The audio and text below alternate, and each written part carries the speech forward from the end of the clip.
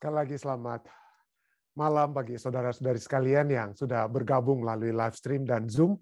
Malam waktu New Jersey, selamat pagi bagi saudara sekalian yang sudah berbakti dari Indonesia ya.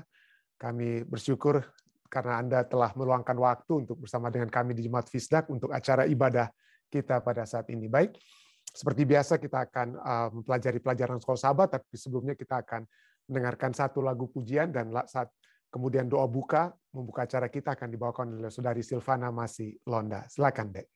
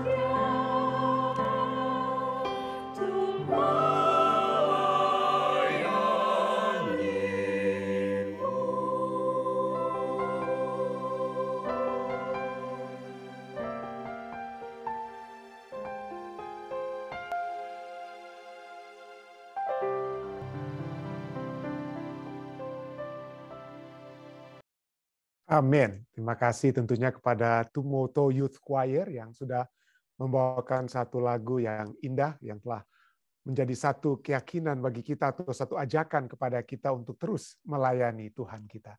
Baik saudara sekalian, mari kita mengikuti doa buka yang akan dibawakan oleh Saudari Silvana Masih Londa. Silakan, Ci. Baiklah, kita sama-sama berdoa. Bapa yang bertakhta dalam kerajaan surga, kami memuji dan bersyukur pada saat ini Tuhan, Engkau telah kumpulkan kami lagi lewat Zooming maupun live streaming, dan kami memuji oleh karena kasih-Mu yang besar, Engkau berikan kekuatan dan kesehatan bagi kami untuk berkumpul lagi pada malam hari ini, kami yang ada di Amerika maupun yang ada di Indonesia di pagi hari, dan biarlah Tuhan Engkau hadir bersama-sama dengan kami pada saat ini Tuhan, manakala kami akan mempelajari firman-Mu lewat pelajaran sekolah Sabat yang akan dibentangkan oleh Pendeta Stephen Rantung. Biarlah kami bersedia Tuhan pada saat ini Tuhan, hati kami dibukakan sehingga kami boleh menerima pekabaran firman-Mu, dan biarlah itu dapat tertanam dalam hati dan pikiran kami sehingga iman kami selalu dikuatkan dan kami selalu bertambah-tambah di dalam kasih kami kepadamu Tuhan, dan kami boleh lebih setia lagi untuk selalu datang kepadamu, dan kami boleh bersedia pada hari Maranatha. Bapa di dalam surga, khususnya kepada Pendeta Stephen yang akan berbicara pada malam hari ini Tuhan, biarlah apa yang dia katakan Tuhan bukan dengan kepintarannya, tetapi datang daripadamu Tuhan, sehingga apa yang dia bentangkan lewat pembahasan pelajaran sekolah Sabat ini Tuhan, kami boleh mengerti dan kami boleh mengambil akan berkat-berkat yang indah Tuhan lewat pelajaran ini, dan biarlah kami boleh mendapatkan pengetahuan kebenaran surga lagi, sehingga kami selalu dekat denganmu Tuhan, dan kami selalu bersedia pada hari Maranatha. Bersamalah dengan kami pada saat ini Tuhan, kami yang ada di Zooming dan di live streaming Tuhan, biarlah kami pun yang berbeda tempat, biarlah kami boleh bersama-sama mendapatkan berkat-berkat surga pada saat ini. Bapa di dalam surga, kami serahkan acara ini ke dalam tangan-Mu, ampunkan dosa kami yang begitu banyak Bapa. Di dalam nama Yesus kami sudah berdoa dan mengucap syukur. Amin. Amin. Amin. Terima kasih. Terima kasih banyak dari Silvana Masilonda yang sudah berdoa untuk kita. Baik saudara sekalian, seperti biasa kita akan pertama-tama mempelajari pelajaran sekolah Sabat dengan membaca apa yang telah dituliskan oleh penulis pelajaran kita ya.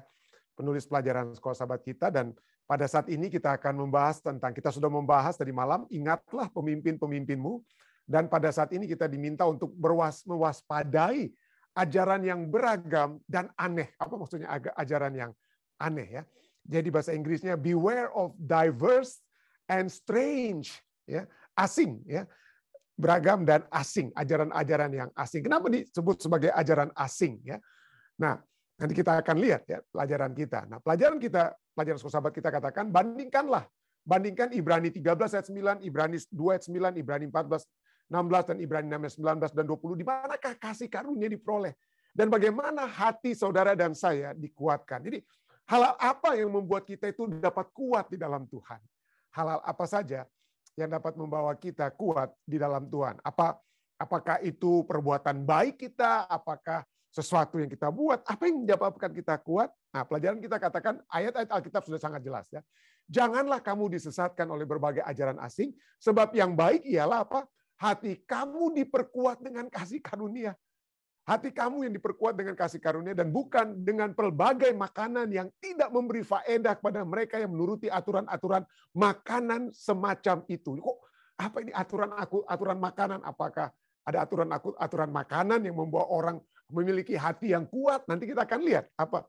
Ini adalah satu ayat, terus terang Ibrani 13 ayat 9 adalah salah satu ayat yang bikin pusing, terus terang banyak orang yang mencoba untuk menginterpretasikan Alkitab. Apa maksudnya ini? Kenapa apakah hati kita dapat diperkuat dengan bermacam-macam aturan tentang makanan? Nanti kita akan lihat ya. Lalu Ibrani 29 juga katakan bahwa yang memberikan kekuatan kepada kita itu tidak lain dan bukan oleh sebab adanya apa ya? Kasih karunia Allah ya. Kasih karunia Allah ya. Itu yang memberikan kekuatan, seperti ayat Ibrani 13 ayat 9, maka Ibrani 29 juga berbicara tentang kasih karunia Allah. Ibrani 4 ayat 16 juga berbicara dengan kasih karunia Allah. Kalau kita ingin apa? Diterima, maka kita akan penuh dengan keberanian menghadapi takhta kasih karunia. Supaya kita menerima rahmat dan menemukan kasih karunia untuk apa? Untuk mendapat pertolongan kita pada waktunya. Supaya kuat hati kita di Ibrani 13 ayat 9. Di sini katakan supaya pertolongan kita datang, yang kita miliki, yang kita harus lakukan adalah apa ya? Menemukan kasih karunia. Menemukan kasih karunia. Itulah ayat-ayat yang sudah diberikan. Kenapa? Karena Yesus yang sudah menjadi perintis bagi kita, dan dialah kekuatan kita. Yesuslah kekuatan kita. Nah, pelajaran kita yang kemudian katakan, hubungan antara ajaran palsu dan makanan yang disinggung dalam Ibrani 13 ayat 9 mungkin tidak mengacu pada perbedaan antara makanan halal dan haram. Ini tidak sedang berbicara tentang makanan haram dan halal. Kenapa? Kenapa? Bukan berbicara tentang itu. Ayat ini pertama, ya pelajaran sahabat kita katakan pertama, Paulus tampaknya tidak peduli, dia tidak concern, ya. He's not concerned. Dia tidak peduli dalam suratnya dengan perbedaan antara makanan dan halal. Kenapa? Karena itu bukan lagi satu orang harus diingat kembali, itu nggak perlu lagi, ya. Kita nggak perlu diulang-ulangi. Oh, lagu kebangsaan Indonesia itu Indonesia Raya, dan nggak perlu diulang-ulangi lagi karena itu sudah menjadi pengetahuan umum, ya. Dan itu sudah menjadi pengetahuan umum di perjanjian baru, ya. Itu dinyatakan di perjanjian lama. Kenapa? Supaya orang-orang tahu. Tapi begitu di perjanjian baru nggak perlu lagi diulang-ulang. Itu sudah menjadi bahagian pemahaman umat-umat Allah di zaman perjanjian baru, ya. Nah, pelajaran itu sehingga di sini pelajaran kita katakan bahwa Paulus tidak peduli dalam suratnya tentang perbedaan antara makanan halal dan haram. Kita tahu dari Kisah Para Rasul 15 bahwa gereja Kristen mula-mula menegaskan bahwa orang percaya diselamatkan oleh kasih karunia. Oleh kasih karunia, Kisah 15 ayat 7-11. Dan bahkan pada saat yang bersamaan, pada saat mereka mengakui tentang kasih karunia, mereka juga terus-menerus mematuhi beberapa peraturan makanan. Nah, kenapa ini penting sekali? Karena ada yang katakan, wah itu orang masih pada saat mereka masih tidak memahami kasih karunia, maka kalau mereka tidak memahami, maka mereka masih ada peraturan tentang binatang halal dan haram, mana yang boleh jadi makanan, mana yang tidak boleh. Tapi begitu ada kasih karunia, ya bebas makan apa saja, tidak, ya. Pada saat penekanan diberikan kepada kasih karunia, itu bukan berarti membebaskan mereka dari makan sembarangan, ya. Makanan yang diberikan Tuhan kepada manusia di zaman perjanjian baru itu adalah dari binatang-binatang yang halal. Binatang haram di dalam Alkitab, baik perjanjian lama dan perjanjian baru, binatang haram tidak pernah disebutkan sebagai makanan. Yang disebutkan sebagai makanan itu hanyalah binatang halal, ya. Dan itu walaupun sudah berbicara tentang kasih karunia, tetap mereka harus terus mematuhi beberapa peraturan tentang makanan. Kisah 15 ayat 19 dan 20 berbicara. Anda silakan baca ayat-ayatnya. Jadi perbedaan antara makanan halal dan haram dan peraturan Alkitabiah lainnya itu tidak bertentangan dengan kasih karunia. Bukan berarti kalau saya sudah menerima kasih karunia Kristus, saya sudah bisa makan binatang haram untuk menjadi makanan saya. Oh tidak, ya. Itu tidak bertentangan. Faktanya, Paulus berpendapat bahwa perjanjian baru telah meletakkan hukum itu di dalam hati. Hukum itu di dalam hati. Ibrani kita sudah pelajari waktu yang lalu, ya. Ibrani 8 ayat 10-12. Apa yang penulis kitab Ibrani jelaskan bagaimanapun adalah bahwa korban binatang dan perantaraan Imam Lewi di tempat kudus telah digantikan oleh pengorbanan tertinggi dan perantaraan imamat Yesus. Besok ini kita akan lihat, ya, pembahasan lanjutan, ya. Di sini dikatakan bahwa kita tidak perlu lagi mempersembahkan korban-korban oleh sebab Yesus yang sudah menjadi korban yang sejati. Tetapi ada orang-orang Ibrani di zaman Rasul Paulus, ya orang-orang Yahudi yang walaupun sudah menjadi Kristen, tetapi mereka adat istiadat kebudayaan, cara berbakti orang-orang Yahudi itu masih mereka bawa ke dalam perbaktian kekristenan. Dan salah satu adalah mungkin tidak ada lagi altar mezbah di Ka'bah, di Ka'bah Yerusalem, tapi mereka masih membuat ada makanan-makanan, peraturan-peraturan tentang makanan yang mereka buat. Misalnya, tidak boleh mereka makan makanan binatang halal maksudnya, binatang halal yang dijual di pasar, tetapi sudah dipersembahkan oleh penjual itu kepada dewa-dewa kafir. Wah, bagi orang Yahudi itu haram kita untuk binatang halal sekalipun diharamkan kalau binatang tersebut atau daging tersebut itu telah dipersembahkan kepada dewa-dewi kafir. Itu diharamkan oleh mereka. Dan bagi mereka, kalau sampai kita makan binatang halal, misalnya sapi, yang sudah dipersembahkan terlebih dahulu oleh penjual di pasar kepada dewa mereka, itu kalau Anda makan, Anda tidak selamat. Anda tidak selamat. Dan inilah yang dicoba untuk diluruskan oleh Rasul Paulus. Ini bukan peraturan-peraturan tentang makanan saja. Atau ada yang katakan, wah ini padahal Yesus sudah mati, ya. Yesus sudah menjadi anak domba yang sempurna, yang sudah menjadi juru selamat, sudah memberikan kasih karunia. Tetapi bagi orang-orang Yahudi yang masih mau mempersembahkan korban, bukan hanya mereka melarang atau melarang orang-orang Kristen membeli binatang halal, melarang binatang halal yang sudah dipersembahkan oleh penjual kepada dewa kafir, tetapi mereka juga melihat peraturan-peraturan makanan seperti yang masih dipersembahkan di Perjanjian Lama. Apa itu? Di Perjanjian Lama, Anda tidak boleh mempersembahkan binatang-binatang halal sebagai yang menjadi korban, ya. Tidak ada binatang haram menjadi korban, tidak. Hanya binatang halal yang menjadi korban-korban di upacara Ka'bah di Perjanjian Lama. Nah, binatang-binatang yang halal tersebut harus sempurna, tidak boleh ada matanya buta, telinganya tidak boleh ada cacat, ya.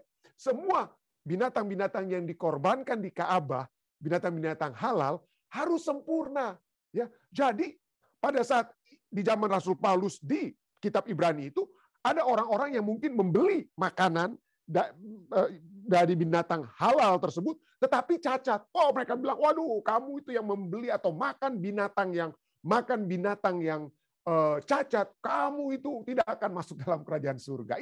Itulah peraturan-peraturan makanan yang ditetapkan oleh orang-orang Yahudi yang sudah menjadi Kristen, yang mana mereka peraturan-peraturan makanan tersebut menggantikan kasih karunia.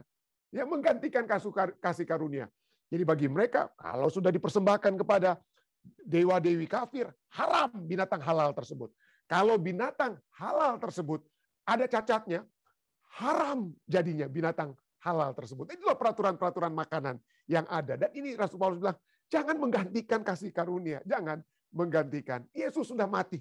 Cukup pengorbanan Yesusnya. Dan itu tadi sudah saya tambahkan. Bagian tambahan terakhir juga, nanti kita akan juga lihat, ya. Tapi poin kedua, pelajaran sekolah sahabat kita katakan apa? Konteksnya menunjukkan bahwa Paulus tidak mengkritik pendengar karena tidak makan makanan tertentu, tetapi karena memakannya dengan harapan mendapatkan kasih karunia. Oh, karena saya membeli makanan dari penjual yang tidak mempersembahkan kepada dewa-dewi, saya membeli makanan binatang halal yang tidak ada cacatnya, maka Tuhan lebih berkenan kepada saya daripada saudara itu. Lihat, dia beli makanan dari penjual yang dijual oleh orang yang sudah persembahkan kepada dewa-dewi, atau cacat itu makanannya itu dari binatang yang cacat. Ya, jadi itulah menggantikan apa? Menggantikan kasih karunia. Nah, dia kemungkinan Rasul Paulus, pelajaran kita katakan apa? Dia mungkin memperingatkan agar tidak berpartisipasi dalam ritual Yahudi atau makan makanan tertentu yang dirayakan sebagai perpanjangan dari pengorbanan hewan di tempat kudus yang seharusnya memberikan manfaat spiritual atau kasih karunia. Jadi Rasul Paulus katakan, buat apa lagi?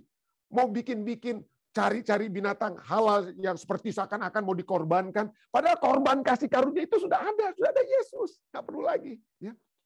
Tapi inilah dikatakan. Jadi dia menegur mereka. Tapi kasih karunia, pelajaran kita katakan. Tetapi kasih karunia tidak dimediasi.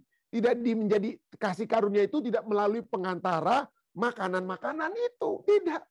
Kasih karunia hanya datang melalui pengorbanan dan perantaraan imamat Yesus Kristus. Jadi orang percaya dikatakan. Orang percaya, ini pelajaran kita besok juga, tapi sudah disinggung sedikit, ya. Orang percaya mempunyai satu mezbah. Satu mezbah, bukan lagi mezbah korban-korban yang sempurna, yang tidak dipersembahkan kepada dewa-dewi. Korban-korban yang sempurna, tidak cacat. Bukan. Orang percaya sudah hanya mempunyai satu mezbah, yaitu salib Kristus, di mana mereka dapat makan di situ. Yohanes 6 ayat 47 dan 58. Dalam kitab Ibrani, kasih karunia itu berasal dari takhta Allah, bukan dari jenis makanan yang peraturannya betul-betul kita secara sempurna ikuti. Ya, seperti kita sudah ulang-ulangi tadi. Tidak. Kasih karunia itu hanya berasal dari takhta Allah. Kasih karunia ini yang dimediasi melalui Kristus adalah sebuah sauh yang kuat dan aman, yang diikat ke takhta Allah sendiri. Ya, ayat-ayat Ibrani 6 dan Ibrani 4. Kasih karunia inilah yang kita terima melalui pengorbanan Kristus yang memberikan stabilitas dan jaminan di hati kita. Ketika hati telah diperkuat dengan cara ini, tidak akan disesatkan oleh ajaran-ajaran baru. Juga tidak akan menjauh dari Allah. Jadi ada pengajar-pengajar Yahudi yang katakan, wah saudara-saudara, walaupun kita orang Kristen, tetapi mari kita apa? terus menyatukan kekristenan itu dengan Yahudi dan peraturan-peraturan upacara makanan seperti di Perjanjian Lama. Oh, tidak lagi ya. Pikirkanlah, pelajaran kita katakan, pikirkanlah tentang pengorbanan Kristus yang lengkap, sudah cukup lengkap. Nggak usah ditambah lagi dengan apa yang dapat kita buat, yang kita cari di pasar yang sempurna, dan nggak perlu ditambah lagi. Pikirkan tentang pengorbanan Kristus yang lengkap. Mengapa kemudian? Gagasan tentang segala sesuatu yang kita lakukan, yang menambahkan pada pengorbanan ini, bertentangan dengan Injil dan kasih karunia yang ditemukan di dalam Yesus. Jadi jangan lagi ditambah-tambahkan. Dengan kata lain, jangan kita pikir, wah saya masuk surga karena Yesus sudah buat kepada kita, lalu apa? Wah, selain itu ini yang menjadikan saya apa? Menjadikan saya itu pasti masuk surga. Tidak, yang pasti masuk surga hanya oleh sebab kasih karunia Kristus dan apa yang Kristus sedang dan akan terus lakukan di dalam kehidupan kita, ya. Tapi inilah pelajaran yang menarik bagi kita, ya, tentang berbagai ajaran asing. Ya, umat-umat manusia yang tahu-tahu sudah ada Alkitab, sudah ada firman Tuhan, tapi ada aja yang baru yang mereka ingin apa ya? Yang mereka ingin tampilkan, ya. Dan cukup menarik, Yesus, kita tadi sudah baca ayat inti kita dari Ibrani 13 ayat 9, ya. Nah, Ibrani 13 ayat 9 itu didahului dengan tentu saja Ibrani 13 ayat 8. Ibrani 13 ayat 8 berbicara tentang Yesus yang tidak berubah dan kekal. Ini intinya, ini penting sekali untuk kita pegang, ya. Yesus yang tidak berubah dan Yesus itu yang kekal. Ibrani 13 ayat 8 katakan, Yesus Kristus tetap sama baik kemarin maupun hari ini dan sampai apa? Selama-lamanya. Kalau dia sudah bisa memberikan kasih karunia-Nya, ya, kepada umat-umat manusia, maka sehari ini sampai selama-lamanya itulah hanya kasih karunia saja, ya. Karena kasih karunia itulah yang kekal. Tapi apa yang terjadi kemudian? Manusia ini ingin yang apa, ya? Manusia ini ingin, ya, memberikan sesuatu yang baru, tetapi sesungguhnya itu bukan suatu hal yang benar. Sesuatu yang baru belum tentu sesuatu yang benar. Ya. Manusia itu, kenapa? Karena manusia itu dari sudut kita secara pribadi, kita banyak keterbatasan. Kita tidak maha tahu, kita tidak maha kuasa, kita tidak maha hadir, ya, seperti Allah kita. Kita berubah-ubah dan keberadaan kita itu hanyalah apa, ya? Hanyalah sementara. Kita manusia yang berubah-ubah dan sementara. Itulah sebabnya Ibrani 13 ayat 9 ayat yang kita pelajari saat ini, ya. Janganlah kamu disesatkan oleh berbagai-bagai ajaran asing. Berbagai-bagai ajaran asing, ya. Sebab yang baik ialah bahwa hati kamu diperkuat dengan kasih karunia dan bukan dengan berbagai makanan yang tidak memberi faedah kepada mereka yang menuruti aturan-aturan makanan macam itu. Nah, jadi apa ini maksudnya dengan berbagai-bagai? Berbagai, all kind, ya, all kind, diverse, bahasa Inggrisnya all kind, diverse, various, manifold. Ini pada saat Alkitab berbicara tentang berbagai, biasanya pada umumnya kata berbagai ini ajaran asing, di sini ajaran asing. Itu hal-hal yang negatif, berbagai. Misalnya Matius 4 ayat 24, Markus 1 ayat 34 itu berbagai penyakit. Jadi pada saat kata berbagai digunakan, itu umumnya yang nggak benar-benar, yang negatif, ya, berbagai penyakit. Atau 2 Timotius 3 ayat 6 berbicara tentang berbagai nafsu. Berbagai nafsu, karena macam-macam, manusia yang bermacam-macam, makanya yang macam-macam itu hanya manusia yang macam-macam, ya. Tuhan tidak macam-macam, ya. Dia tidak berubah, dia itu kekal. Tapi manusia lah yang macam-macam. Ingin cari yang baru lah dan lain sebagainya, tapi ujung-ujungnya negatif aja itu yang manusia buat. Dan bukan hanya negatif, tetapi juga sementara. Itu sementara, kenapa? Ini kenapa saya katakan sementara itu dari kata asing, ya. Nah, kata asing itu strange. Bahasa Inggris secara konsisten, Alkitab bahasa Inggris katakan asing. Artinya aneh, yaitu strange itu arti, kalau Anda cari tahu arti kata strange, artinya aneh, asing, ganjil, atau yang tidak dikenal. Itu dari kata xenos, ya. Xenos, ya, foreign, a foreigner, a guest. Jadi ini ajaran-ajaran asing atau ajaran-ajaran tamu. Nah, apa arti? Jadi ajaran asing itu adalah apa, ya? Tamu. Apa artinya seorang yang bertamu? Apakah dia menetap? Tidak.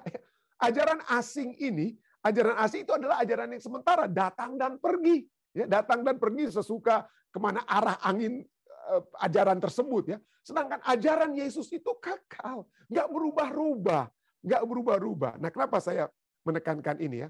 Karena sering kali ya, saya sering ditanya, orang tanya, pendeta bagaimana dengan ajaran ini?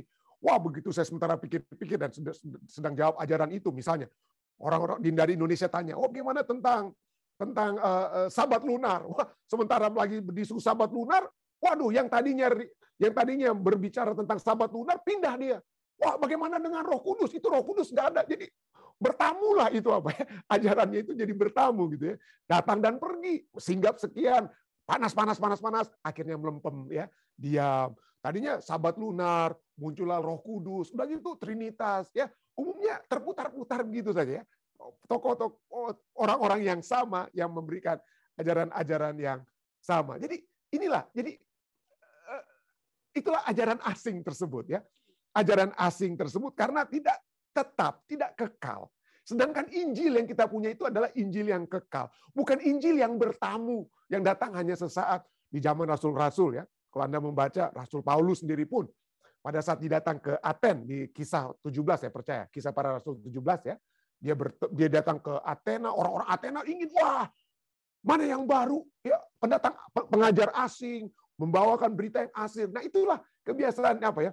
Dari dulu ya, ada dianggap bahwa segala sesuatu itu adalah sesuatu yang asing, itu ada sesuatu yang baru, yang novel, yang menarik karena sesuatu yang baru. Tetapi ayat dari kisah 17 katakan, walaupun dia dituduh sebagai pengajar asing yang datang bertamu, tetapi yang dia bawakan adalah Injil yang kekal. Ya, karena Allah kita memiliki Injil yang kekal. Jadi ini adalah satu hal yang memang sudah sering terjadi. Itulah sebabnya dikatakan, jangan kamu disesatkan dengan ajaran-ajaran tamu tersebut. Ya, pendatang-pendatang yang datang, lalu ajar-ajar, lalu dia pergi ya dari Amerika mungkin, datang ke Indonesia, ajar, lalu dia pulang ke Amerika. Bukan begitu. Poinnya adalah kita harus apa ya? Harus menguji semuanya. Ya, kita harus menguji, mempelajari, mendalami semuanya. Dan jangan sampai katanya apa? Disesatkan. Ya, jangan sampai disesatkan. Di sini berbicara tentang Ibrani 13 ayat 9 ada 2 poin. Ini yang pertama, poin pertama itu dari kata janganlah kamu disesatkan. Jangan disesatkan. Itu berarti apa? Poin pertama adalah ini merupakan satu amaran, Saudara. Satu amaran, jangan disesatkan. Do not be carried away, bahasa Inggris, Alkitab bahasa Inggris ya. Do not be led away. Ya, terbawa seperti dibawa pergi oleh angin ya. Kita dibawa pergi oleh angin atau air yang menghanyutkan kita. Jadi jangan sampai dihanyut. Artinya kalau kita berada dalam satu keadaan dihanyut, artinya kita tidak memiliki pangkal yang kuat seperti Injil, seperti Yesus Kristus ya. Tidak memiliki pangkal yang kuat, ini terbawa arus. Itulah sebabnya Ibrani 2 ayat 1 katakan apa? Rasul Paulus sudah juga amarkan dalam kitab Ibrani. Karena itu kita harus lebih teliti. Karena itu harus lebih teliti kita memperhatikan apa yang telah kita dengar. Walaupun Anda dengar, jangan hanya percaya begitu saja. Teliti, meneliti. Jangan langsung hanya percaya semua apa yang saya katakan. Ya. Belajar, baca kembali Alkitab, minta Roh Kudus untuk tuntun Anda. Belajar. Kenapa? Supaya kita jangan hanyut di bawah arus. Itulah kata ya. Kata jangan disesatkan ini berarti jangan hanyut di bawah arus. Jadi Ibrani 13 ayat 9, poin pertama adalah adanya amaran. Jangan disesatkan. Poin kedua, selain jangan merupakan amaran itu jangan disesatkan, ada anjuran. Selain amaran, poin kedua adalah anjuran. Anjurannya apa? Perkuat hati kita dengan kasih karunia. Ya. Ayat ini katakan, sebab yang baik ialah bahwa hati kamu diperkuat dengan kasih karunia dan bukan dengan pelbagai makanan yang tidak memberi faedah kepada mereka yang menuruti aturan-aturan makanan macam itu. Seperti saya katakan tadi, makanan yang sempurna bagi orang-orang Yahudi Kristen di zaman Rasul Paulus adalah makanan yang jangan yang dipersembahkan kepada dewa-dewi sebelum waktu dijual di pasar. Janganlah dari hewan-hewan halal yang cacat ya, yang dapat dimakan dan dipersembahkan sebagai di altar mereka dan lain sebagainya. Itulah peraturan-peraturan tersebut. Jadi perkuat hati kita tuh dengan kasih karunia, bukannya dengan peraturan-peraturan makanan. Kenapa? Karena kasih karunia itulah yang kekal. Kasih karunia itulah merupakan hal yang kekal, sedangkan peraturan-peraturan makanan itu hal yang sementara, bukan? Peraturan-peraturan makanan itu hanyalah hal yang sementara. Nah, ini rupanya menjadi satu masalah rupanya di zaman perjanjian baru. Saya mungkin juga menjadi masalah di zaman kita ya, karena seringkali makanan itu dapat membuat gereja itu pecah mungkin ya. Dapat membuat gereja itu pecah. Wah, yang mana ini makanan vegetarian atau enggak nih? Atau yang mana yang boleh dibawa waktu potluck dan lain sebagainya. Jadi bisa jadi rame kita kan. Kenapa? Karena kita mungkin lebih berfokus kepada makanan, Saudara. Kekuatan kita bukan di potluck, Saudara ya. Kekuatan kita itu di firman Tuhan, di acara di acara perbaktian kita di hari Sabat, bukan di potluck. Jadi ada yang kata, saya terus terang, ada yang pernah bilang kepada saya, pendeta, saya datang ke gereja itu bukan untuk firman Tuhan. Kenapa? Karena saya bisa dengar firman Tuhan setiap hari. Tapi saya datang ke gereja itu untuk fellowship, pendeta. Ada yang bilang begitu kepada saya ya. Saya datang untuk apa? Untuk fellowship, untuk bertemu dengan sahabat-sahabat, untuk makan di gereja. Saya bilang, waduh, mungkin ini saudara ini sudah berlawanan dengan kehendak Tuhan ya, berlawanan dengan firman Tuhan. Tapi itulah kita kalau kita fokus kepada kasih karunia, kita nggak akan berkelahi. Tapi kalau kita berfokus kepada potluck dan lain sebagainya, pecahlah gereja kita bisa-bisa ya. Hanya karena makanan. Itu adalah hal yang sementara, Tapi di zaman rasul-rasul, wah itulah yang jadi perdebatan ya di kitab Roma 14 ayat 17. Sebab kerajaan Allah bukanlah soal makanan. Kerajaan Allah itu kasih karunia dan kata lain ya. Kebenaran ya. Sebab kerajaan Allah bukanlah soal makanan. Makanan mau dibawa ke dewa-dewi dipersembahkan atau makanan yang cacat dan lain sebagainya. Itu bukan soal makanan dan bukan soal minuman, tetapi soal kebenaran. Bukan soal yang sementara, tapi soal yang kekal. Soal kebenaran, damai sejahtera, dan sukacita oleh Roh Kudus, itu yang kekal. Itu yang kita harus cari. Di dalam Korintus, bukan hanya masalah di jemaat di Roma, di jemaat di Korintus, itu jadi satu masalah juga. 1 Korintus 8 ayat 8. Makanan tidak membawa kita lebih dekat kepada Allah. Jangan hanya karena kalian pikir, wah saya ikut adat istiadat Yahudi. Makanan saya itu pendeta, saya langsung potong sendiri. Bukan dari belanja di pasar yang mungkin udah yang motongnya aja mungkin kasih mengucap mantra-mantra dulu atau dipersembahkan kepada dewa-dewi mereka. Saya enggak, saya potong sendiri. Jadi makanan saya itu murni pendeta. Tapi makanan tidak membawa kita lebih dekat kepada Allah. Kita tidak rugi apa-apa kalau kita tidak makan. Dan kita tidak untung apa-apa kalau kita makan. Nggak rugi. Itu mau makan yang binatangnya cacat atau apa ya. Istilahnya ya. Yang penting makanan itu dari binatang halal. Bukan binatang haram. Itu udah jelas hukumnya ya. Tapi dari binatang, seperti saya ulangi lagi. Dari binatang halal ini dapat menjadi makanan. Masih ada juga orang Yahudi buat peraturan-peraturannya. Seperti hari Sabat, sudah ada jelas-jelas. Hari Sabat, hari ke-7 kan orang Yahudi nggak ada yang pertanyakan. Hari Sabat itu hari pertama atau hari ke-6 ya? Nggak ada orang Yahudi bertanya. Tapi yang kemudian terjadi di zaman orang Yahudi adalah di hari Sabat mereka buat lagi peraturan-peraturan tambahan. Nggak boleh angkat inilah, nggak boleh membentuk inilah di hari Sabat. Itu yang dikecam oleh Yesus dan itulah yang dikecam oleh Rasul Paulus. Mas, jangan berfokus kepada peraturan-peraturan makanan yang mana yang binatang halal yang tepat untuk menjadi makanan kita dengan apa? Apakah dia dicacat atau tidak cacat? Apakah dipersembahkan pada dewa-dewi atau tidak? Jangan. Ya, kebenaran itu tidak membawa kita, makanan itu tidak membawa kita lebih dekat kepada Allah. Tapi itulah ya. Jadi menjadi masalah. Kenapa? Karena mereka membawa ya yang terjadi di zaman Rasul Paulus dan juga mungkin dapat kita aplikasikan pada saat ini, bahwa yang membawa pengajaran-pengajaran asing ini mencampur adukan kebenaran dan kesesatan, hal yang salah. Ya, sudah tahu-tahu di zaman Rasul Paulus misalnya, sudah tahu-tahu tidak ada lagi apa? Tidak ada lagi korban. Jadi kita tidak perlu lagi mempersembahkan korban hewan yang sempurna kepada Tuhan di altar. Nggak ada lagi. Yesus Kristus itu sudah apa? Yesus Kristus dan kasih karunia itulah menjadi korban yang sempurna. Tapi orang apa? Waduh, kita kan harus apa? Jadi inilah kebenarannya. Kita kan sudah dikatakan di Perjanjian Lama korban persembahan itu harus sempurna. Jadi mereka seakan-akan mau apa? Inilah yang terbaik yang harus kita lakukan sebagai orang Kristen sekalipun. Ya, tetapi kita jangan apa? Jangan seperti orang-orang di zaman Rasul Paulus. Ya, mencoba untuk ambil kebenaran, ya kebenaran perjanjian baru, tapi dia campur adukan dengan hal-hal dari perjanjian lama yang sudah ditiadakan, seperti hukum-hukum upacara, tapi masih dicampur-campur. Ya, Dan inilah sebabnya Yesaya 8 ayat 20 mengamarkan kepada saudara dan saya. Dikatakan bahasa Indonesianya, Alkitab bahasa Indonesia, carilah pengajaran dan kesaksian. Siapa yang tidak berbicara sesuai dengan perkataan ini, sesuai dengan firman Tuhan, ya, maka baginya tidak terbit fajar. Apa artinya? To the law and to the testimony.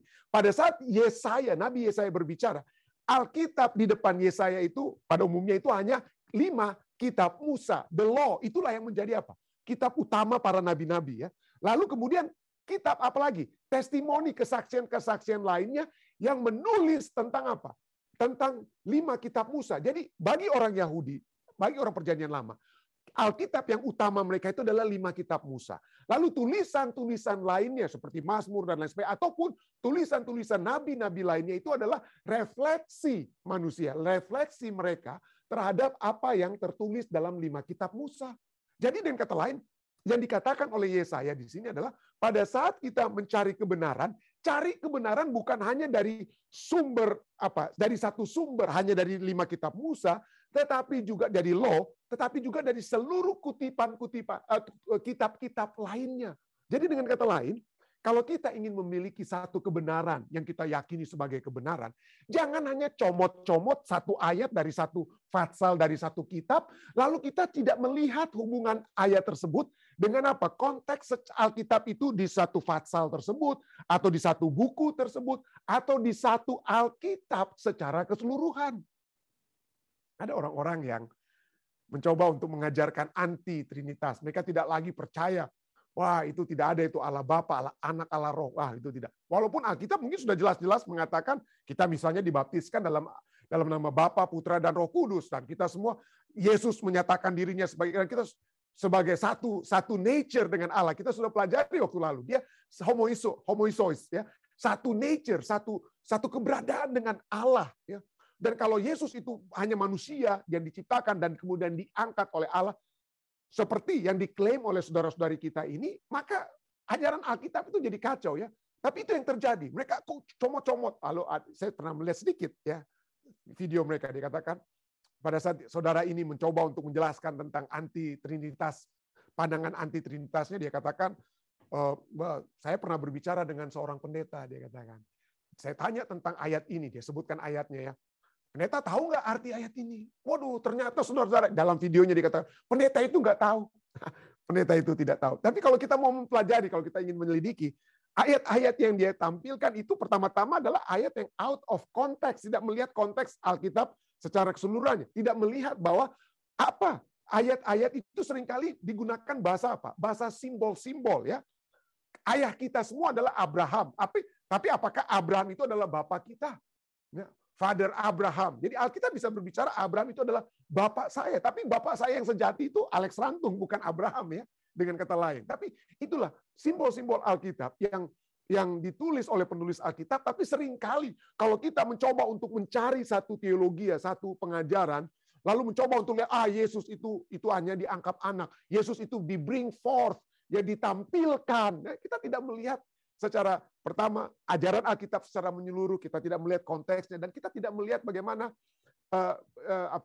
sistem tata bahasa ataupun peribahasa yang digunakan di dalam Alkitab. Jadi harus kita menyelidiki Alkitab itu secara lengkap, secara keseluruhan, to the law and to testimony. Secara ini berbicara keseluruhan, bukan hanya comot-comot sini dan sana. Tapi itulah, ya, kita harus berhati-hati. Pada saat kebenaran dan kesesatan itu apa? Dicampur adukkan, ya. Dan ini tidak akan menimbulkan fajar. Dan berikutnya, yang sering sekali saya perhatikan dari pengajar-pengajar asing ini, ya, adalah mereka sangat menekankan krisis dan bukannya Kristus. Saudara-saudara tahu nggak ini akan terjadi? Anda tahukah ini? Wow, kalau Anda nggak tahu ini berarti Anda ini bahaya. Hidup Anda itu bahaya. Keselamatan Anda itu tidak terjamin. Ya. Masa Anda nggak tahu ini dia? Masa Anda nggak tahu kebenaran ini? Hati-hati. Kita bukan menciptakan rasa takut, ya, yang pada saat kita mempelajari firman Tuhan bukan untuk menciptakan rasa takut, tapi pengajar-pengajar asing ini seringkali menekankan krisis dan bukannya Kristus, karena mereka ingin menciptakan rasa takut bagi mereka yang tidak mau menerima ajaran baru mereka. 2 Timotius 1 ayat 7 katakan apa? Sebab Allah memberikan kepada kita bukan roh ketakutan, melainkan roh yang membangkitkan kekuatan, kasih, dan ketertiban. Kalau ada pengajar-pengajar yang datang kepada kita menyatakan, waduh begini. Apapun itu, segala ajaran Alkitab, entah itu penghakiman sekalipun, entah itu kedatangan Yesus sekalipun, ya, kebinasaan dan lain sebagainya, kita bisa melihat kekuatan Tuhan berikan kepada kita, saudara. Ya, kita bisa melihat kekuatan. Kita bisa melihat Kristus pada saat kita berbicara tentang penghakiman sekalipun. Kita harus bisa melihat Kristus pada saat kita berbicara tentang neraka sekalipun. Kita harus berbicara, kita harus melihat kekuatan dari doktrin-doktrin tersebut. Jadi inilah seringkali yang terjadi ya. Pengajar-pengajar asing ya, yang mencampur adukan kebenaran dan kesesatan, yang menekankan Kristus dan bukannya Kristus. Dan pertanyaannya, bagaimana tanggapan kita? Ya, bagaimana orang-orang sering kali tanya, pendeta, tolong jawab mereka itu, pendeta. Saya katakan, well, mungkin kalau ada kesempatan saya akan jawab, tapi saya ingin membawa kita kepada apa yang dikatakan Rasul Paulus dalam Galatia 6 ayat 1. Galatia 6:1 dikatakan, saudara-saudara, kalaupun seorang kedapatan melakukan pelanggaran, maka kamu yang rohani harus memimpin orang itu ke jalan yang benar dalam roh lemah lembut. Ya. Saya nggak mau terus terang di Facebook pada saat ada orang ingin saya, pendeta Rantung tolong masuk dalam perdebatan ini, tapi perdebatan itu sudah jadi kasar, saudara ya, sudah saling maki, bahkan ada yang memaki di kiri kanan. Itu nggak ada gunanya. Ya, mari kita berada di jalan yang benar, dalam roh yang lemah lembut. Kalau Anda memiliki ajaran baru, dan nanti saya akan bahas ya, kita tetap ada ajaran baru, saudara, terus terang akan ada, terus ada. Tapi dapatkah kita membawakan ajaran baru itu tanpa mengatakan, aduh, ini pendeta, ini doktor, tapi kok bodoh pemikirannya. Ada yang pernah sampai bicara seperti begitu ya? Kok ini nggak ada otaknya? Sampai model-model begitu, saudara ya. Adakah kita memiliki roh yang lemah lembut pada saat kita membawakan ajaran baru, atau pada saat kita menanggapi ajaran baru? Jadi kedua belah pihak, termasuk pada saya. Saya selalu bertanya kepada diri saya, pendeta Rantung, apakah Anda mau menjawab ini dengan roh lemah lembut? Ya, kalau itu saya bisa jawab ya, mungkin baru saya akan jawab ya. Jadi adakah kita membawa dalam roh yang lemah lembut sambil menjaga dirimu sendiri? Sambil menjaga dirimu, jangan sampai kita hanyut juga seperti pembahasan tadi ya, ayat-ayat tadi. Jangan sampai kita juga hanyut, terbawa-bawa ya. Sambil menjaga dirimu sendiri supaya kamu juga jangan kena pencobaan. Jadi seperti, mungkin Anda tanya, pendeta, apa betul masih ada ajaran baru? Oh, banyak sekali. Makin akan begitu banyak. Terus terang saja ya, saya mempelajari firman Tuhan bersama-sama dengan Anda. Setiap hari saya mempelajari pelajaran sekolah Sabat ini, saya buka Alkitab juga, saya lihat pelajaran-pelajaran sehubungan dengan ayat-ayat tersebut, saya lihat dari bahasa aslinya, konteksnya, dan lain sebagainya. Saya mendapatkan selalu hal yang baru, saudara, setiap hari. Hal-hal yang baru yang membawa saya untuk lebih percaya, lebih kuat kepada firman Tuhan. Kenapa? Karena memang sudah dinyatakan bahwa terang baru itu akan tetap ada. Ya, terang baru itu tidak akan pernah berhenti.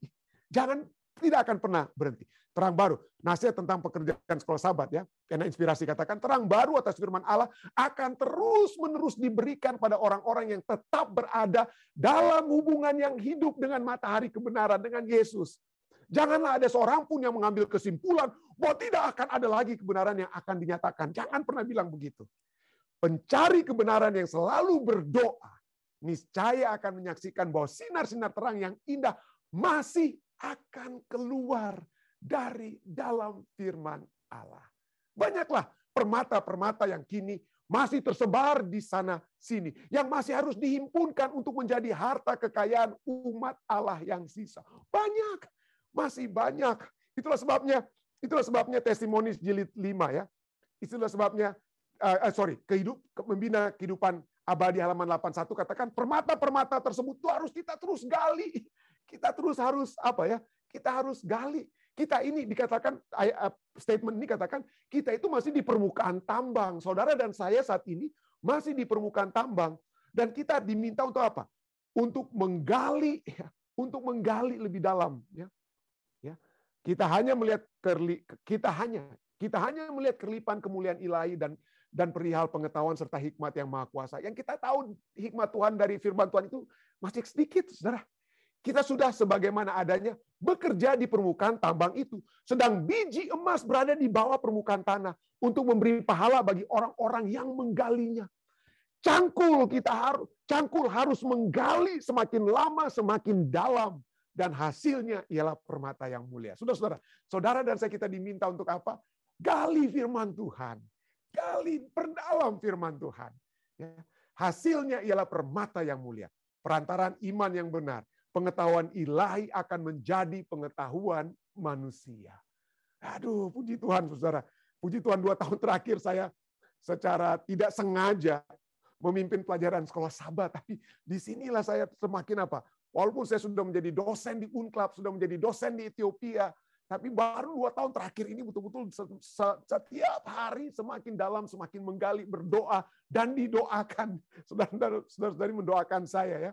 Dan disitulah kita dapat melihat bagaimana firman itu semakin indah dari waktu ke waktu. Tapi walaupun saya membawakan firman Tuhan, menggali ya, kebenaran itu mungkin bagi Anda, saya nggak pernah pikir sebelumnya. Jangan langsung apa? Jangan langsung pikir, ini betul nggak?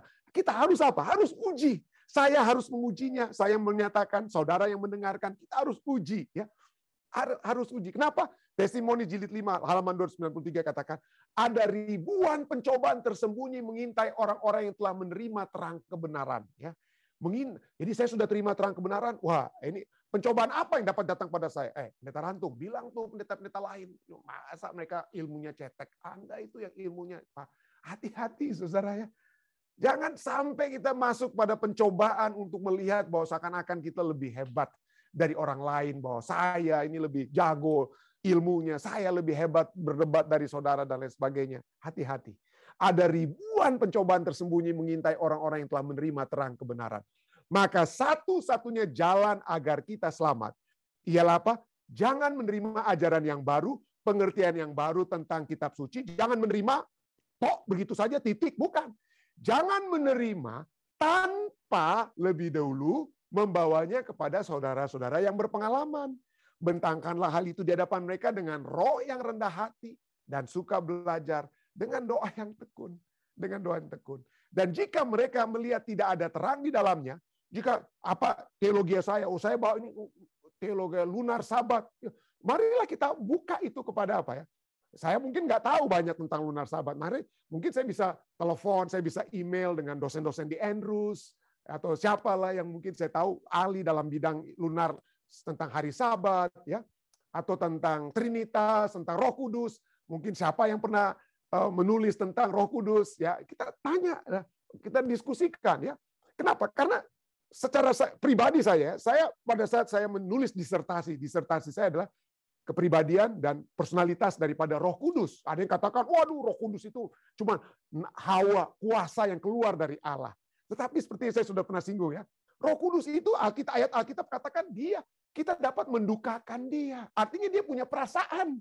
Kalau dia punya perasaan, berarti dia memiliki kepribadian. Ya.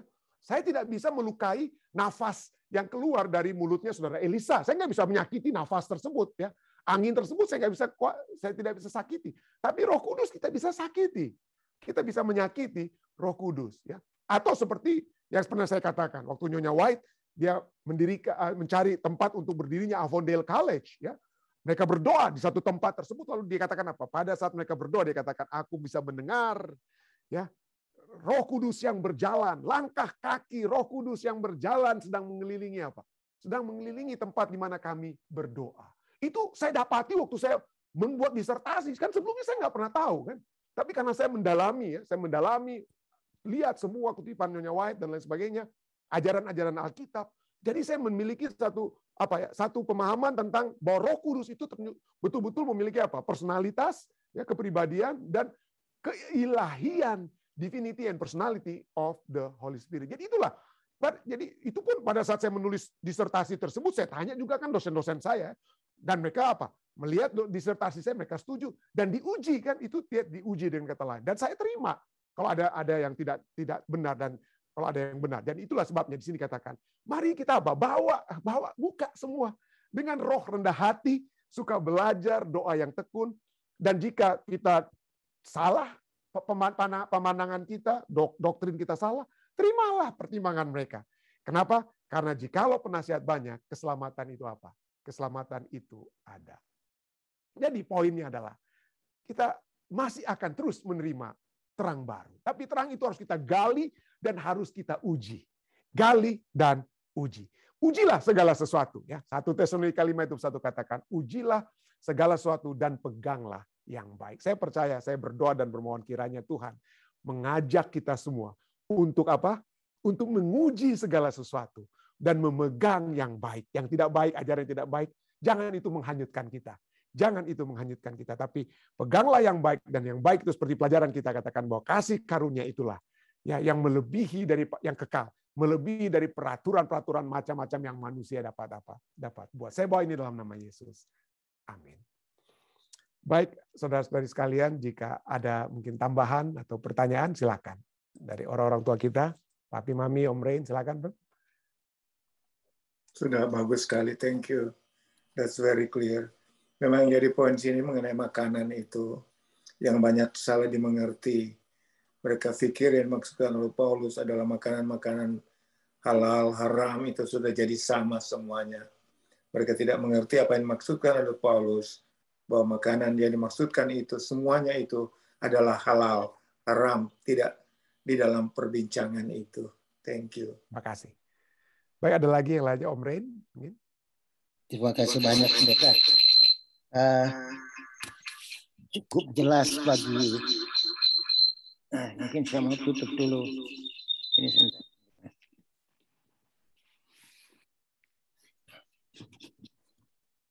Ya. Oke. Ada dua. Ini apa itu? Ada terbuka satu. Ada dua satu. Sebentar, Pendeta, nanti saya... Oke. Terima kasih, Om. Ya, mungkin yang saat ada Zoom-nya dibuka dua. Ada dua ya, tempat atau dibuka live stream dan Zoom dibuka bersama. Silakan. Ya. Nggak apa-apa, Om Ren. Nggak apa-apa. Nanti diulang. Oke. Ya, silakan. Mungkin ada yang lainnya, saudara lainnya, silakan. Ada tambahan pertanyaan mungkin, silakan. Ya, Bapak Simatupang, silakan, Pak. Ini saya mau menambahkan aja sedikit, Pendeta Stephen. Ya, silakan. Tentang ajaran baru ini, menurut Galatia 1 ayat 6 dan 7, saya baca di sini sangat jelas sekali. Ya. Aku heran bahwa kamu begitu lekas berbalik daripada Dia yang oleh kasih karunia Kristus telah memanggil kamu dan mengikuti suatu Injil lain, yang sebenarnya bukan Injil, hanya ada orang yang mengacaukan kamu yang bermaksud untuk memutarbalikkan Injil Kristus. Amin. Terima kasih. Amin. Galatia 1 ayat 6 dan 7. Terima kasih. Terima kasih Bapak Simatupang. Waduh, saya mesti masukkan dia di ayat kita, tapi mungkin saudara sekalian boleh catat itu dia ya. Galatia 1 ayat 6 dan 7. Terima kasih banyak. Baik, ada lagi? Oh ya, silakan Om Ren. Habis itu Bapak Gibson. Ya. Sudah ada bunyi-bunyi, Pendeta ya? Sudah tidak bunyi-bunyi lagi, Om. Silakan. Ya. Apa kabarnya yang sangat luar biasa, Pendeta. Saya pernah dengar Pendeta juga bawakan pelajaran mengenai Roh Kudus di Rumah Sakit Advent Bandung. Dan sekarang rupanya bukan agak ramai, tapi kita punya doktrin yang dulu yang kita pegang terus agak terganggu. Jadi Pendeta, kami mohon kalau ada waktu nanti Pendeta juga bisa buka front 1 minggu untuk kita pelajari bersama.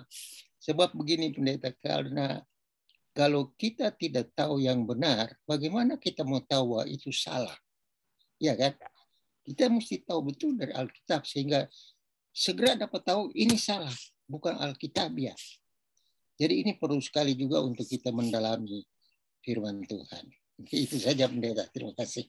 Terima kasih Om Ren. Sehubungan dengan Roh Kudus ini, saya pernah membahas Minggu Sembayang di Rumah Sakit Advent Bandung ya. Saya sudah juga membahas tentang Roh Kudus di saat itu, dan saat ini bahan yang hampir sama dengan kata lain ya, tapi saya sudah sesuaikan juga tentang saya sedang bahas lagi di Jemaat Fisdak. Jadi sudah mulai sahabat lalu khotbah, saya sudah memulaikan seri khotbah tentang datangnya Roh Kudus ya.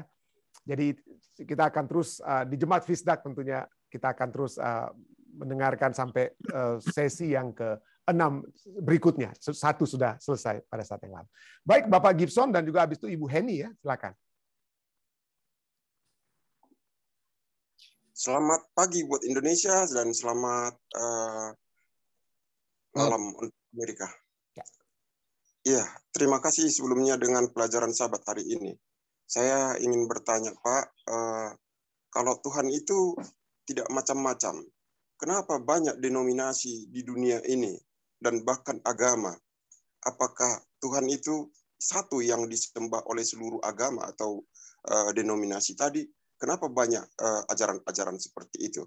Terima kasih banyak, Pak. Terima kasih. Ya, seperti kita lihat ya dari zaman rasul-rasul sendiri, seperti juga ayat yang tadi dinyatakan oleh Bapak Simatupang, ada begitu banyak pengajar-pengajar yang datang untuk apa? Memutarbalikkan Injil. Dan mereka itu ada pengikut-pengikutnya ya. Jadi itu bukan sesuatu hal yang baru di zaman kita saja, Bapak Gibson ya. Itu sudah ada bahkan di zaman rasul-rasul. Kenapa? Karena memang sistem daripada pemikir orang-orang Greka, orang-orang walaupun saat itu adalah pemerintahan Roma, tetapi kebudayaan Greka itu ada di zaman Romawi ya.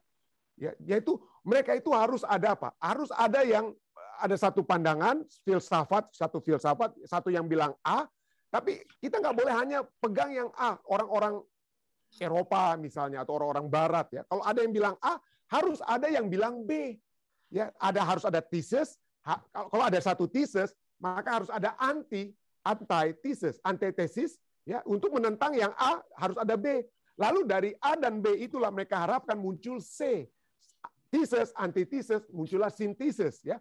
Jadi dari sini kita sudah lihat ada sudah pandangan A, pandangan B, pandangan C. Lalu pandangan C itu yang sudah menjadi sintesis, yang disintesiskan, itu kemudian menjadi satu A yang baru.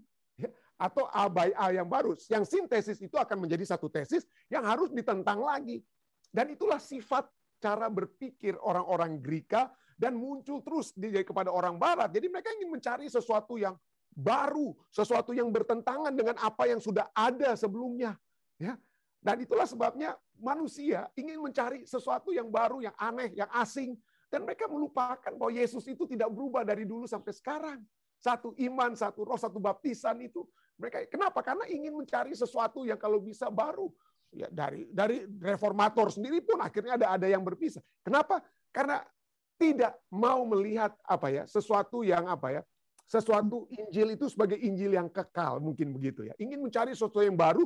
Kenapa? Karena seringkali kalau itu, ini pekabarannya itu memang udah begitu-begitu aja.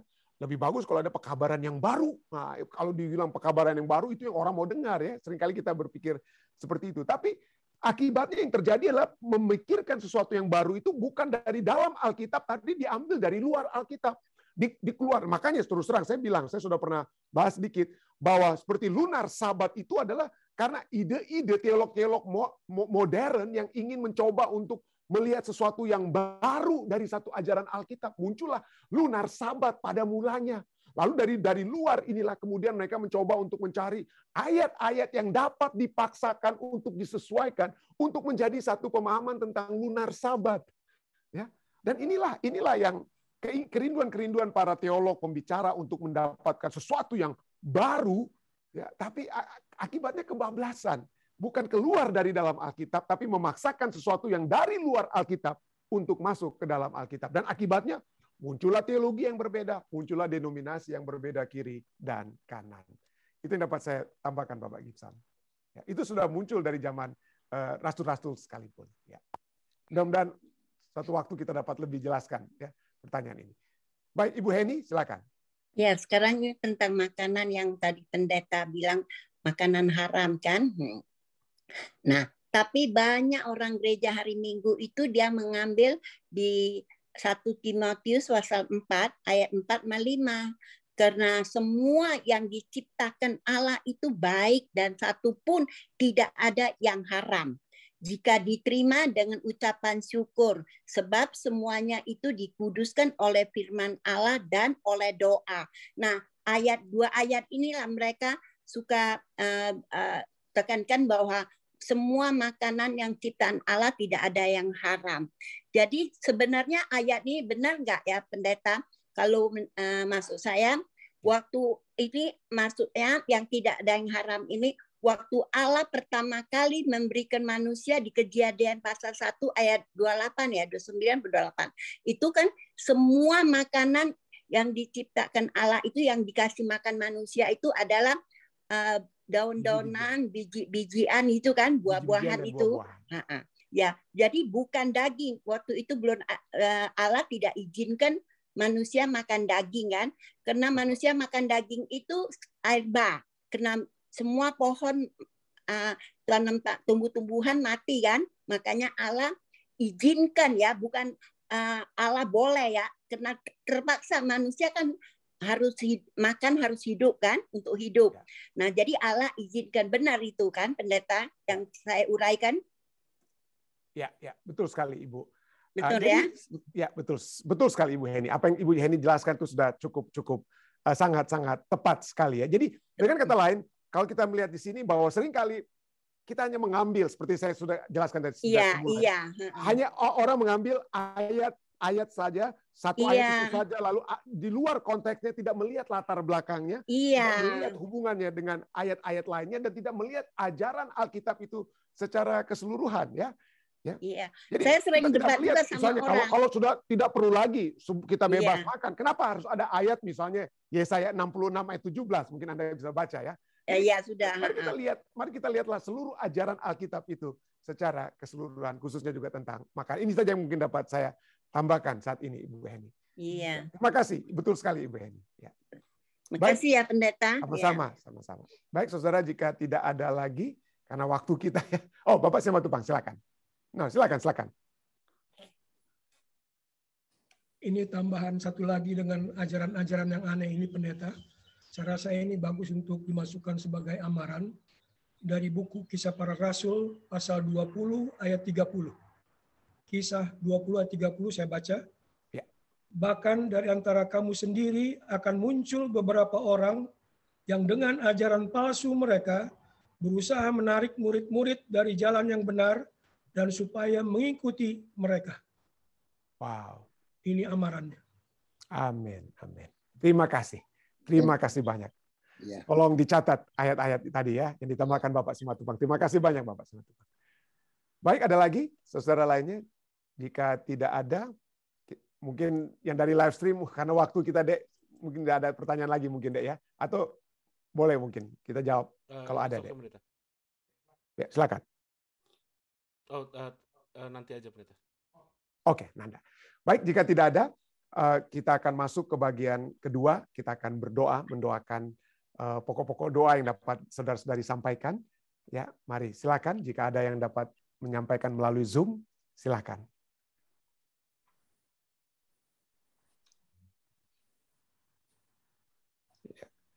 Jika tidak, silakan Tante Reni ini. Silakan. Ya. Tolong doakan urusan-urusan Tante Reni di Manado. Oh, ya, betul. Thank you, pendeta. Ya. Terima kasih. Ya, terima kasih. Baik, ada lagi saudari lainnya?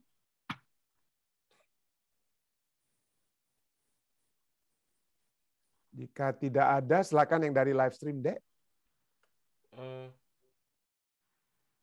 Sama seperti kemarin pendeta yang ada permintaan doa untuk Bapak Marlon dan juga silent request.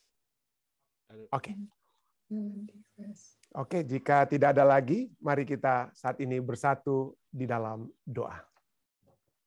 Bapa yang penuh kasih dalam takhta kerajaan surga, terima kasih Tuhan pada malam hari ini waktu Amerika, pagi hari waktu Indonesia, kami kembali dapat berkumpul bersama-sama untuk mendengarkan firman-Mu Tuhan yang memberikan amaran dan anjuran kepada kami. Mengamarkan kami agar kami jangan tersesat. Mengamarkan kepada kami agar kami tidak mengikuti ajaran-ajaran yang membawa kami bukannya untuk dekat kepada Engkau, tapi jauh dari Engkau. Dan anjuran itu adalah bahwa kami mendekati Engkau karena kasih karunia, karena kekekalan itu hanya kami peroleh pada saat kami datang kepadamu Tuhan. Bukan oleh sebab hal-hal yang kami lakukan, manusia lakukan dengan usaha-usaha kami sendiri, tapi hanya apa yang Engkau telah lakukan bagi kami. Biarlah kami dapat selalu memiliki kesempatan yang indah untuk menggali kebenaran-Mu itu lebih dalam Tuhan, untuk dapat memiliki roh kerendahan hati untuk menerima kebenaran tersebut, dan membawa kami untuk melihat seluruh ajaran-Mu tersebut sebagai satu ajaran yang membawa kami masuk ke dalam kerajaan-Mu. Karena Engkau yang telah memberikan kasih karunia, Engkau juga telah memberikan segala sesuatu yang kami butuhkan untuk tetap berada di jalan karunia tersebut, Tuhan. Terima kasih untuk kabar ini. Terima kasih untuk semua yang sudah berpartisipasi, Tuhan. Engkau sudah mengetahui pertanyaan-pertanyaan yang telah ditanyakan, dan jika ada yang hamba tidak sempat menjawab yang dengan sempurna, Tuhan sempurnakanlah jawaban tersebut. Kami berdoa, kami bermohon kiranya Roh Kudus sajalah yang akan menuntun kami kepada seluruh kebenaran. Terima kasih Tuhan atas pelajaran ini, dan biarlah Tuhan memberkati semua yang sudah datang berbakti, beribadah, orang-orang tua kami, Papi, Mami, Om Rain, keluarga Simatupang, Bapak Albert Awi dan Ibu, dan semua yang sudah berbakti melalui Zoom, Ibu Henny, Bapak Gibson, dan semua yang hamba mungkin tidak sempat lagi mungkin saat ini sebutkan satu persatu. Tuhan mengetahui siapa mereka. Berkatilah mereka Tuhan. Berkatilah juga saudara-saudari kami yang sudah berbakti melalui live stream Tuhan. Kiranya penyertaan surga terus menyertai mereka. Menyertai Pendeta Prayitno Tuhan yang selalu berbakti bersama-sama dengan kami dan membawakan permohonan-permohonan doa untuk kami juga doakan.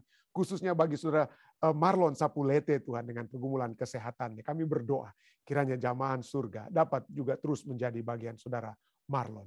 Kami juga terus berdoa Tuhan bagi keluarga-keluarga yang dalam keadaan berduka pada saat ini. Kami ingin terus berdoa bagi keluarga Dian Monika. Kami berdoa kiranya Tuhan selalu memberikan kekuatan yang pasti kepada saudara Charles, saudari Yeli, Tiffany dan Timberly, bahwa suatu saat Tuhan mereka akan kembali bertemu dengan Timothy. Kami juga terus berdoa bagi mereka lainnya juga dalam keadaan duka yang mereka alami. Hamba-Mu ingin secara khusus mendoakan saudari Nana Palar Tuhan yang kehilangan suami pada waktu yang lalu.